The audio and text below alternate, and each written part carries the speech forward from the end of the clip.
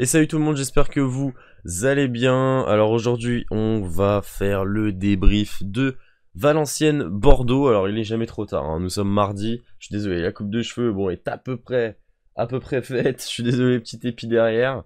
Bon, il y a beaucoup de choses à dire et malheureusement, il n'y a pas beaucoup de points positifs. Il y a 3 points positifs. C'est que Ignatenko n'est pas dans le groupe, Pedro Diaz et Albert Ellis. On en parlera dans cette vidéo. Il est jamais trop tard pour vous faire le débrief. Tout simplement, j'étais au travail, donc j'ai pas pu vous faire le débrief en temps et en heure. Mais bon, il n'est jamais trop tard. On va tout de suite commencer dans le vif du sujet. Alors, pour ceux qui sont supporters bordelais et qui traînent sur YouTube et qui regardent des vidéos sur Bordeaux, vous connaissez tous Snackhill. Il a fait sa vidéo débrief et je suis clairement d'accord avec lui. Sur l'ensemble de sa vidéo, je suis à 100% d'accord. Parce que tout simplement, on a vu un match alors où on gagne sur un... voilà, des fois il faut du cul. Des fois il faut du cul. Est-ce que c'est la chance du plus fort? Est-ce que c'est la chance voilà, des fois on dit que c'est la chance du plus fort. En attendant, est-ce qu'on a été plus fort que Valenciennes? Je suis pas sûr. Donc on va débriefer tout ça. Alors on a vu un match en première période assez serré. Je l'ai regardé, c'était sur l'équipe en plus. Donc vérifiez bien les gars si vous voulez regarder le match des Girondins. Voilà, des fois ça passe sur l'équipe, des fois c'est sur Bein. Donc voilà, je vous présenterai aussi une méthode pour regarder les matchs gratuitement. Je pense que ça peut en intéresser plus d'un. Bref. Je m'éparpille comme d'habitude, mais bon, vous avez l'habitude maintenant. Du coup, on va faire le débrief Valenciennes-Bordeaux. Première période assez, on va dire, serrée, où Bordeaux maîtrise son sujet, ouvre le score en fin de première période grâce à Albert Ellis. Et là, la vraie question qu'on peut se poser, c'est est-ce que Albert Ellis doit être titulaire? Pour moi, la réponse est oui. On en reviendra après l'analyse du match. Donc, ouverture du score d'Albert Ellis sur une passe d'Aliou Badji. Donc voilà, on rentre au vestiaire avec ce score de 1-0. Bon, un match à peu près maîtrisé, une première période maîtrisée où on arrive quand même à ouvrir le score, ce qui est pas évident à l'extérieur. Et on a vu que l'année dernière, il a fallu un magnifique coup franc de Barbet pour ouvrir la décision et puis montrer tout simplement qu'on voulait monter, mais ça n'a pas suffi. Bref, du coup, on rentre à la mi-temps avec ce score de 1-0. Et là, retour de seconde période. On se prend un but casquette. Un but, je vous laisserai aller le voir, il n'y a pas de commentaire.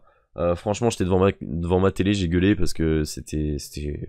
Enfin, comment on peut se prendre un but comme ça? C'est inadmissible à ce niveau-là. Si on espère monter, c'est inadmissible. Donc on se prend ce but un peu casquette. Et là, Bordeaux, caramel, caramel dans le caleçon, se chie dessus tout simplement. On prend l'eau contre Valenciennes. Et là, on a plein d'actions contre nous. On n'arrive pas à se défaire de Valenciennes. Et il a fallu un but ultra chanceux d'Alexis Pitou. Putain, je viens de cracher. Tellement ça me dégoûte un peu. Mais bon, on a la victoire. Un but d'Alexis Pitou en fin de match. Donc à la 89e, on arrive à marquer ce but qui nous fait énormément de bien. Ces 3 points nous font énormément de bien. Tout simplement, on va parler maintenant des choses qui vont bien. Parce qu'il y en a tellement très peu que ça va aller très vite. Alors, Albert Ellis, il apporte ce qu'il peut apporter, mais il apporte déjà beaucoup plus que Livolan. Même si là, Livolan a pas fait un match dégueu, j'ai trouvé. Même si bon, c'est toujours pas ça. Albert Ellis, bon, il apporte un peu sa puissance, sa hargne. Et puis, malgré ce qu'on peut lui reprocher, hein, malgré le passif, on en a parlé dans une ancienne vidéo. Écoutez, franchement, il se donne à 100%. Écoutez, moi, ça me va. Enfin, ça me va. C'est cette mentalité qu'il nous faut, tout simplement pour remonter dans le classement. Donc Albert Ellis, est-ce qu'il faut vraiment le mettre sur le banc? Je suis pas sûr. Donc le titulariser, ça serait pour moi le mettre titulaire, ça serait bien, parce que pour l'instant 2 matchs de but, hein, il montre des choses, voilà, il montre des choses, et ça c'est vraiment bien. Pedro Diaz au milieu de terrain, c'est quand même un joueur fabuleux, parce que On n'imaginait pas ça en début de saison. Moi, je me suis dit, est-ce qu'on a vraiment besoin d'un milieu? Je l'ai vu arriver. Je me suis dit, oh, attends, on a déjà Kasubi, on a déjà une ribambelle de milieu de terrain. Et puis, bah, au final, il s'impose. Et pour moi, il va garder sa place de titulaire parce que il arrive à gagner la bataille du milieu à lui tout seul, à faire des très belles passes. Et il est tout simplement fabuleux comme joueur. Il est fabuleux, il faut dire ce qu'il est. Donc Pedro Diaz, vraiment très très bon. Et alors David Guillon, c'est peut-être le seul bon choix qu'il a fait ce soir, c'est de pas mettre, enfin ce soir qu'il a fait lors du match contre Valenciennes, samedi soir du coup, il a mis Ignatenko hors du groupe. Et ça fait plaisir, parce que, alors je n'ai rien contre Ignatenko, d'un point de vue humain, mais d'un point de vue football, ce mec-là nous tue le football, très clairement. Et puis au milieu de terrain, c'est pas possible. Kasubi a fait un match pas trop dégueu, donc voilà, on va voir ce que Guillon va nous faire. Mais franchement, Ignatenko, hors du groupe, franchement, ça m'a fait plaisir. Ça m'a fait plaisir. Je suis désolé, ça fait longtemps que j'ai pas fait de vidéo. Et puis là, je vais repartir dans le sud, donc ça va être compliqué de refaire des vidéos. Mais à partir de début décembre, les gars, je vais reprendre les vidéos comme d'habitude avec les débriefs. Et débrief à chaud, direct après le match. Et il y aura plus voilà, ce type de vidéo où je suis pas dans mon studio, où ça va être compliqué. Voilà, là, enfin dans ma chambre, en tout cas chez moi, avec mon setup. Donc voilà. Là, on va passer au point négatif. Et pour moi, le plus gros point négatif, c'est tout simplement David Guillon. David Guillon, je l'ai toujours défendu. Je me suis toujours dit, ouais, depuis qu'il est là, défensivement, on tient la route, et là, mais là, avec cette équipe, c'est insuffisant, ce qu'on propose.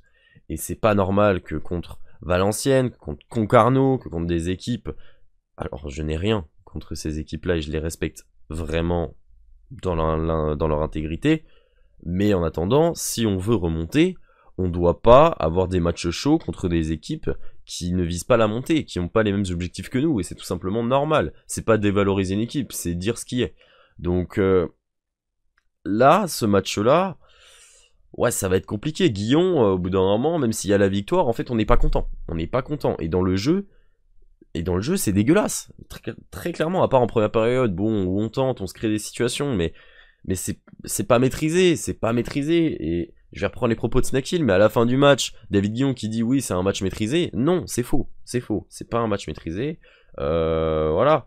On s'est fait un caramel dans le calbar, au bout d'un moment, c'est pas possible contre une équipe comme ça. Donc là, David Guillon, va falloir très clairement se poser des questions et se dire, est-ce que c'est l'homme de la situation? Non, voilà, très clairement. C'est pas du tout l'homme de la situation. Et là, contre Guingamp, j'ai très très peur, parce que Guingamp, ils sortent d'une victoire très aboutie contre Ajaccio, 3-0. Il va vraiment falloir se retirer les doigts du cul si on veut monter. Parce que si on reste encore en Ligue 2, ça va être très compliqué niveau finance. Et on le sait. L'objectif, c'était de remonter en 2 saisons. L'année dernière, on le loupe de très très peu. Là, cette année, va pas falloir se louper, les gars. Surtout avec l'effectif qu'on a. C'est ça qui est dingue. C'est pas comme si on avait perdu des joueurs qu'on n'avait pas recrutés. On a fait un mercato plutôt excellent. Moi, j'ai bien aimé le mercato. Et là, on a une équipe qui est au-dessus du lot sur le papier, mais dans le jeu, c'est pourri. Alors, nous mettre Aliou Badji en pointe, bon d'accord, il nous fait une passe D, mais Aliou Badji, enfin excusez-moi, il faut nous foutre Vipotnik, voilà, mais nous Vipotnik, en fait, j'ai l'impression qu'il veut pas marquer de but, il veut se contenter du 0-0, du match nul, on compte sur la défense, non, ça va pas être comme ça, parce qu'on s'est fait boire contre Auxerre, là, quand on va commencer à affronter des équipes comme Grenoble qui arrivent fin septembre, des équipes comme Caen, etc., ça va pas être possible, on va pas pouvoir tenir comme ça. Donc au bout d'un moment, il va falloir faire les bons choix. Il va falloir faire les bons choix. Donc là, on n'est pas content, on a les 3 points. En attendant, on remonte quand même au classement, on a Guingamp qui arrive. C'était une vidéo, j'ai l'impression qu'elle est passée en 2 minutes, même si elle fait déjà 10 minutes. Dites-moi votre avis en commentaire, c'est important. Nous, on va se retrouver du coup, je pense, début décembre. Voilà, parce que là, je vais pas rentrer chez moi. Donc début décembre, on reprendra les vidéos comme d'habitude. N'hésitez pas, les gars, à aller voir. J'ai fait une chaîne tennis et une chaîne gaming pour ceux qui aiment. Donc là, ma chaîne tennis où en fait, je fais mes tournois de tennis et je les poste. Bien sûr, je reprendrai tout en décembre. Donc là, il n'y a pas vraiment de contenu. Mais il y a quand même des vidéos à aller voir. Je vous mettrai ça en description. Je compte sur vous pour le soutien. Et aussi une chaîne gaming qui va ouvrir très prochainement pour FIFA qui sort demain pour la web app. Donc je vous mettrai les deux chaînes en description, n'hésitez pas à les donner de la force, ça fait plaisir. Bon allez les gars, je vous souhaite à tous une bonne semaine, bon courage à vous, et puis on se retrouve voilà, en décembre. Allez, salut à tous, et allez Bordeaux.